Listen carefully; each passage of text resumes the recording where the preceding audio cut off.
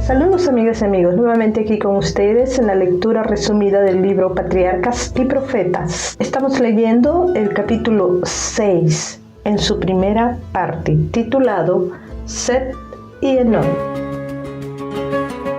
Adán tuvo otro hijo quien debía ser el heredero de la promesa divina, el heredero de la primogenitura espiritual. El nombre dado a este hijo, Set, significa señalado o compensación, pues dijo la madre: Dios me ha sustituido otro hijo en lugar de Abel, a quien mató Caín. Génesis 4:25. Set aventajaba en estatura a Caín y Abel y se parecía a su padre Adán más que sus otros hermanos. Tenía un carácter digno y seguía las huellas de Abel. Sin embargo, no habría heredado más bondad natural que Caín.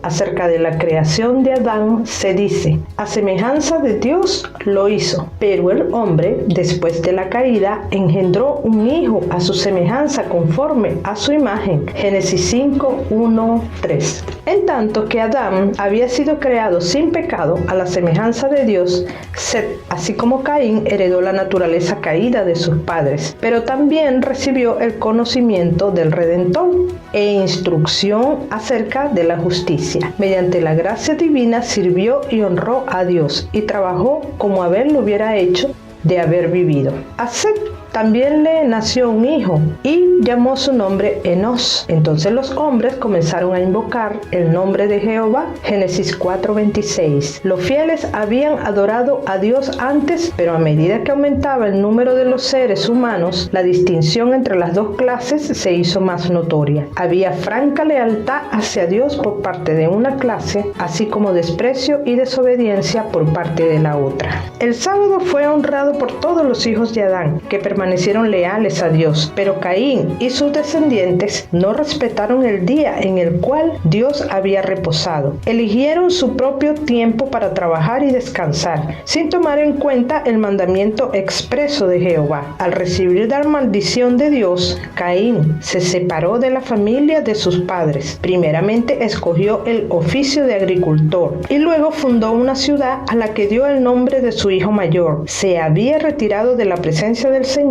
desechando las promesas del Edén restaurado, para buscar riquezas y placer en la tierra maldita por el pecado. Así se destacó como un caudillo de la gran multitud que adora al Dios de este mundo. Sus descendientes se destacaron en todo lo referido al mero progreso terrenal y material, pero menospreciaron a Dios y se opusieron a sus propósitos. Al homicidio cuya comisión iniciara Caín, Lamec, su quinto descendiente, agregó la poligamia y con cínica jactancia reconoció a Dios tan solo para sacar de la venganza prometida a Caín una garantía de su propia salvaguardia. Durante algún tiempo, las dos clases permanecieron separadas, esparciéndose del lugar en que se establecieron. Primeramente, los descendientes de Caín se dispersaron por todos los llanos y valles donde habían habitado los hijos de Set, y estos, para escapar a la influencia contaminante de aquellos, se retiraron a las montañas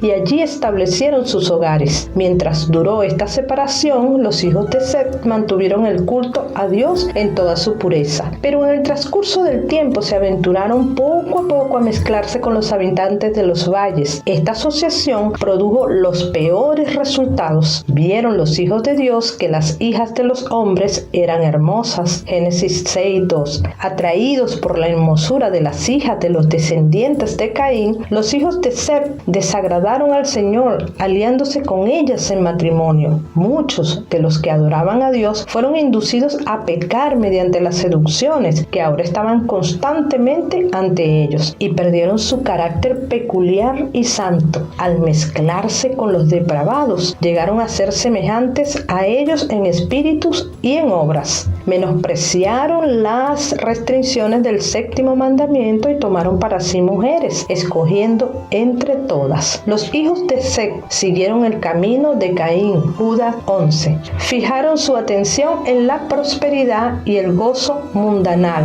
Descuidaron los mandamientos del Señor. Adán vivió casi 1000 años entre los hombres como testigo de los resultados del pecado. Con toda fidelidad trató de poner coto a la corriente del mal. La de Adán fue una vida de tristeza, humildad y constricción. Adán estaba abrumado por la angustia. Veía cómo se esparcía por doquier la corrupción que iba a causar finalmente la destrucción del mundo mediante un diluvio.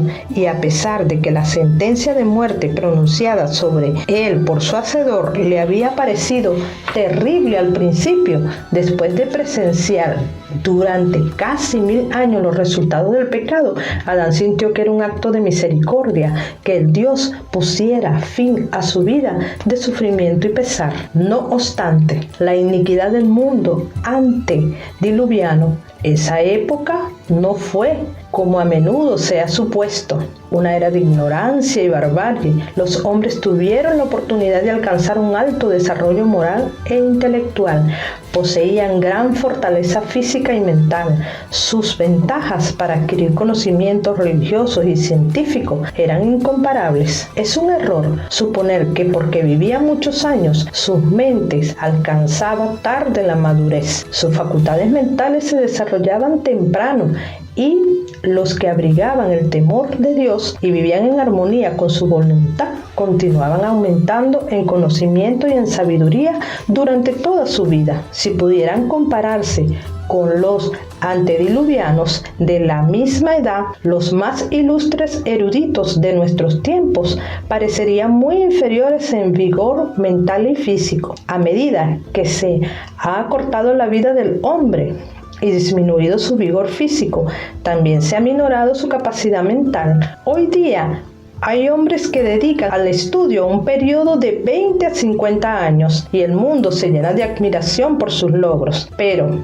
qué limitados son estos conocimientos cuando se les compara con los de aquellos hombres cuyo vigor físico y mental se desarrollaba durante siglos. Las ventajas que gozaban los hombres de aquellos tiempos para obtener un conocimiento de Dios a través del estudio de su obra no han sido igualadas desde entonces. Lejos de ser una era de tinieblas religiosa, fue una edad de grandes luces. A pesar de la iniquidad que prevalecía, había un número de hombres santos, ennoblecidos y elevados por la comunión con Dios, que vivían en compañerismo con el cielo. Eran hombres de intelecto sólido, de logros admirables. Tenían una misión grande y santa: desarrollar un carácter de justicia y enseñar una lección de piedad, no solo a los hombres de su tiempo, sino también a las generaciones futuras. Solo algunos de los más destacados se mencionan en las Escrituras, pero a través de todos los tiempos, Dios tuvo testigos fieles y adoradores sinceros. De Enoc está escrito que a los 65 años tuvo un hijo. Después caminó con Dios durante 300 años. En aquellos primeros años, Enoc había amado y temido a Dios y guardado sus mandamientos. Pertenecía al santo linaje, a los depositarios de la fe verdadera, a los progenitores de la simiente prometida. De labios de Adán había aprendido la triste historia de la caída y las gozosas nuevas de la gracia de Dios contenidas en la promesa, y confiaba en el Redentor que vendría. Pero después del nacimiento de su primer hijo, Enoc alcanzó una experiencia más elevada. Fue atraído a la relación más íntima con Dios. El caminar de Enoc con Dios no era en arrobamiento o en visión, sino en el cumplimiento de los deberes de su vida diaria. No se aisló de la gente convirtiéndose en un ermitaño, pues tenía una obra que hacer para Dios en el mundo. En el seno de la familia y en sus relaciones con los hombres, bien sea como esposo o padre, como amigo o ciudadano, fue un firme y constante siervo de Dios. Su corazón estaba en armonía con la voluntad de Dios, pues andarán dos juntos si no estuviesen de acuerdo. Amós 3:3. Y este santo caminar continuó durante 300 años. Muchos cristianos serían más fervientes y devotos si supiesen que tienen solo un poco de tiempo para vivir, o que la venida de Cristo está por suceder. Hasta aquí, amigas y amigos, nuestra lectura de hoy. La invitación es para el día de mañana. No te olvides, nuestro próximo podcast, la segunda parte de el capítulo 6, Seth y Enoch.